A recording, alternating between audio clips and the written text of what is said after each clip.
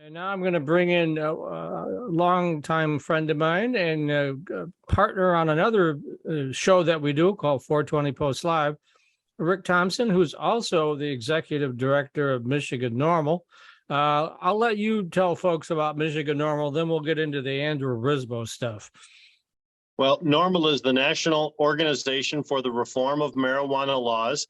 We have chapters in all 50 states. We are the nation's oldest and largest cannabis consumer advocacy organization, and I'm very proud to lead the Michigan chapter. Okay.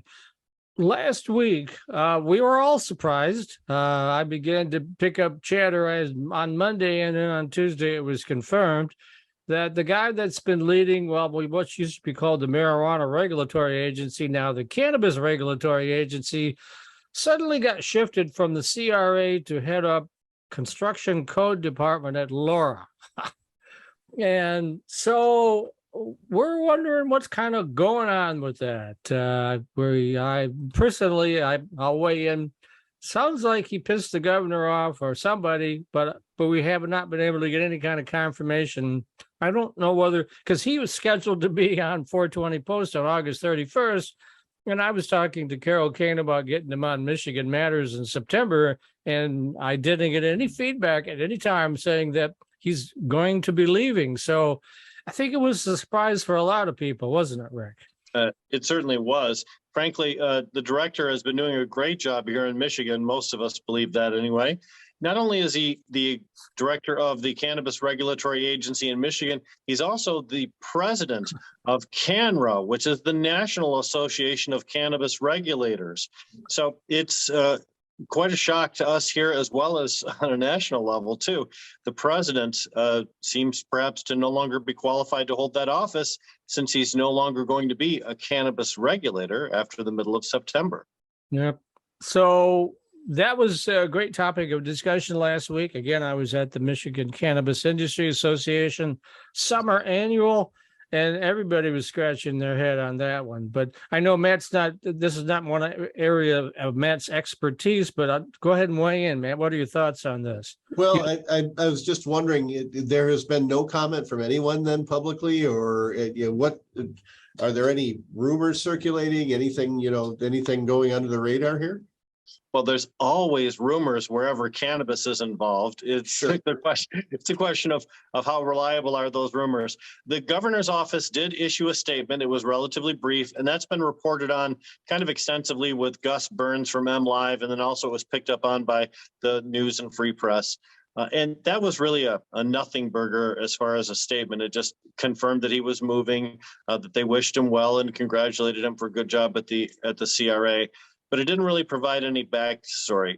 At the Michigan Cannabis Industry Association summer annual that Mike mentioned, we did catch a couple of rumors that might indicate that there were some things going on behind the scenes that we were not privy to, that might have not been in alignment with what the governor had expected from that office.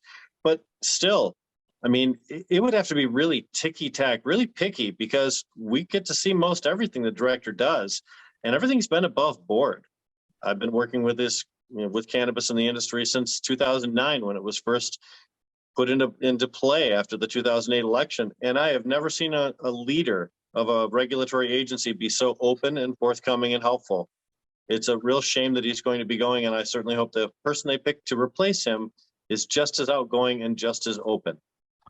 Yeah, he had a sort of a standing invitation out. If you're doing an event and I can make it, let me know and I'll try to get there. I mean, he was on my other show at least 3 times. Hopefully the 4th is coming up. Yeah, sounds like you've got a few questions for him, maybe. Yeah, so there is another. What struck me as odd was there's another group in the state called the Michigan Cannabis Industry Association, which represents the very large players. And, that's the Michigan Cannabis Manufacturers Association. Excuse me, Manufacturing Association, which represents the very large players. And I got the press release from them before I got the press release from the governor's office. When I mentioned that to Rick, I said, boy, there's something going on here. But so far, nobody's really said anything. I mean, it's just like very quiet right now, right? Election year politics are in play here too. What the governor's office doesn't want to do is to say, hey, we kind of screwed up and we're trying to fix it. And they certainly don't want to give their opposition any ammunition to use against them in the upcoming campaign. And generally speaking, government is kind of tight-lipped when it comes to terminations or lateral moves. This is seen by many people as being a lateral move. Although, Mike, you mentioned it earlier. I mean, the CRA is a very, very busy department. I don't think Bureau of Construction Codes is going to have the same energy level that the Cannabis Regulatory Agency did. No, and I was surprised. I talked to David Harns and he said they have almost 200 employees at the CRA. I didn't realize it was quite that big, but they have to do all the inspections and licensing. The other thing that sort of surprised me was a lot of the people in the licensing part of CRA never even been in a dispensary before, don't even know anything about cannabis. They're the ones that are, I guess it's just pro forma kind of stuff, reviewing a license, making sure the T's are crossed and the I's are dotted. But that sort of surprised me when I heard that as well. So, yeah. Is there any kind of knowledge of whether or not the big players are coming to dominate the industry in Michigan? Is it still pretty much a decentralized mom and pop dispensary type of industry? I'll Or let Rick take that one. Is it more and more the big operators taking over? What we're seeing in 2022, this is the year of great reckoning in the cannabis industry. Mergers and acquisitions have been rampant. We've seen big players combined. We've seen smaller guys get gobbled up. Multi-state operators who are very hesitant to come to Michigan for several years are now showing interest, not because Michigan is doing such a great job, but because there's vulnerability within the business industry itself. So we are seeing more of a consolidation, and that favors the bigger business players. Yeah. One of the things we've seen also, obviously the CRA puts out reports monthly, and then we can compare them to a year ago. And the price of flower, which is the prime thing that's sold in adult use area, has plunged from about 4,000 to where are we at now, Rick? 1,500 or something, or maybe less than that.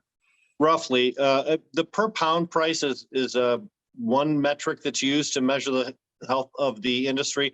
A per ounce price, which is more of a retail related thing, is what's typically used by the MRA now. And that per ounce price down into the $120 range, where it was previously, $300 to $400. And there are a lot of players that had set their business plans up with a 2019 kind of a projection as to what sales would be.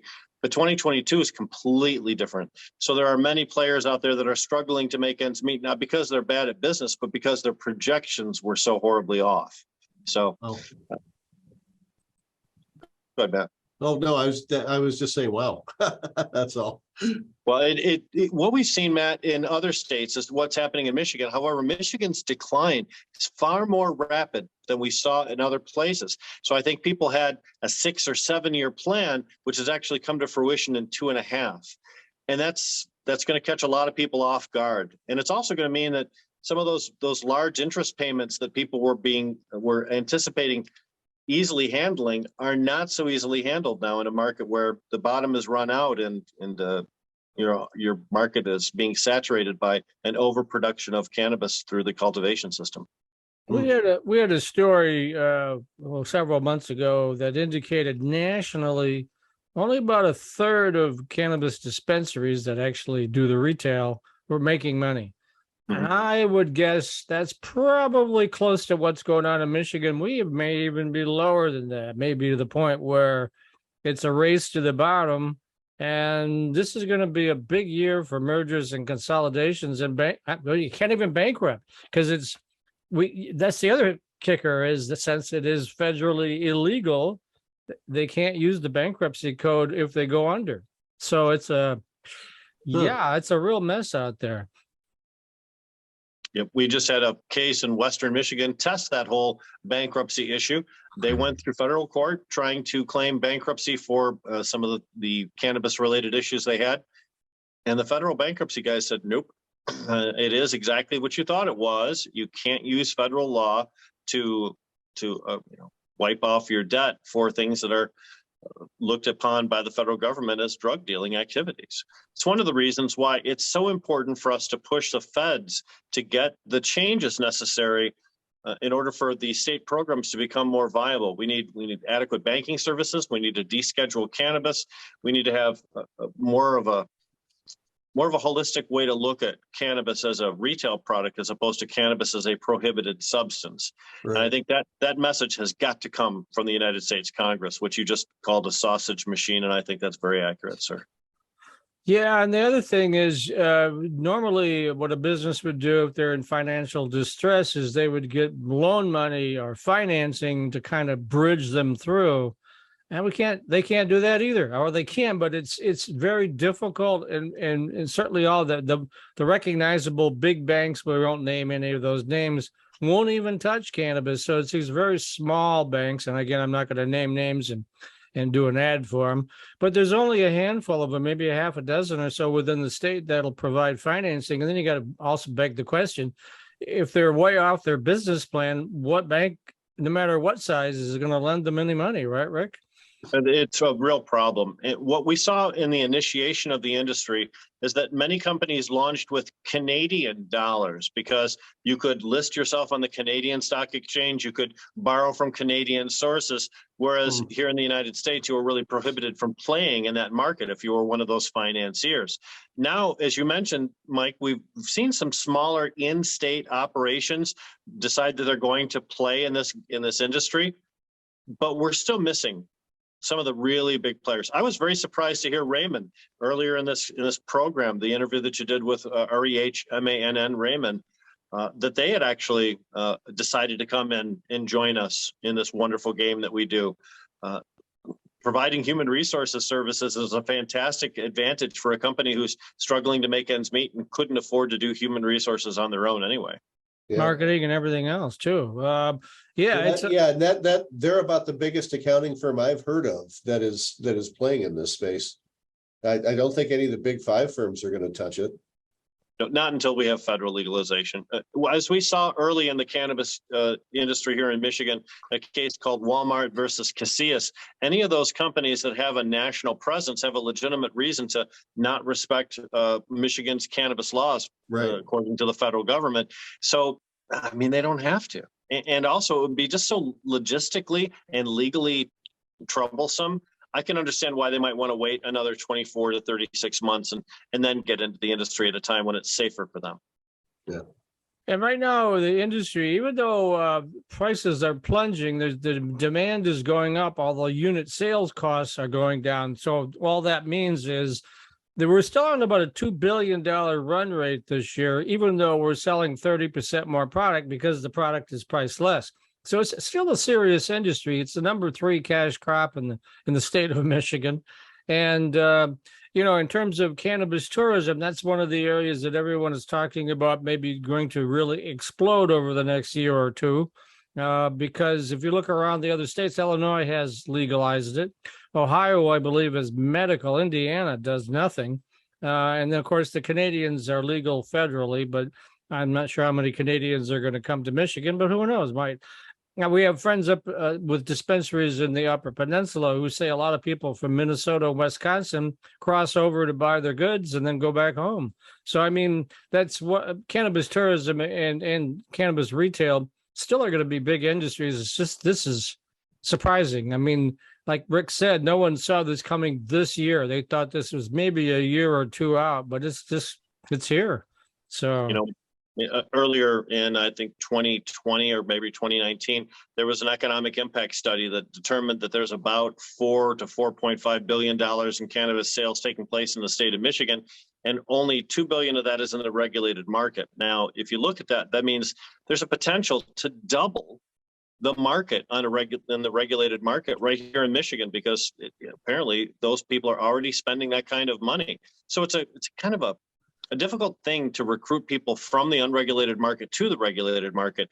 But Michigan's growth potential is huge, huge. So you can understand why, even with all the negatives that we've described with the plunging prices and the lack of financing and a change of leadership at the state level, you can still see why people would be lining up for opportunities to get licenses in the state of Michigan. There's just so much promise in the Great Lakes state. I'm just proud to be here and happy to have a role in this. Yeah, and Rick has actually had much more than a role. Him and his business partner, Jamie Lowell, were instrumental in developing the medical marijuana regs way back when. What's it, 2008 or so? Something there? Well, 2016 was when we got the MMFLA, which was the a business license portion of the medical facilities, which I was more involved in. In 2008, that was a voter-directed initiative, and I really was not a participant in that other than just to vote for it. Okay. All right. So at least since 2016, you've been heavily involved. So. Yeah, since 2009 with the launch of the Michigan Association of Compassion Centers, we were the very first trade association here in the state of Michigan representing the cannabis industry. So I've been involved since 2009, publishing magazines, doing media, things of that nature. Okay. Well, we're at the end of this segment, Rick. So as you know, shameless plug time. If folks want to reach out to you or Michigan NORML, what's the best way to do that? Well, our website is MINORML.org, MINORML.org. You can also find us on social media. We have a big Facebook page. Of course, I'm available through the Jazz Cabbage Cafe show, the 420 Post Live show. There are several different ways you can get a hold of me, but my email is the number 4, the letter M, the word Rick, @gmail.com. So feel free to reach out.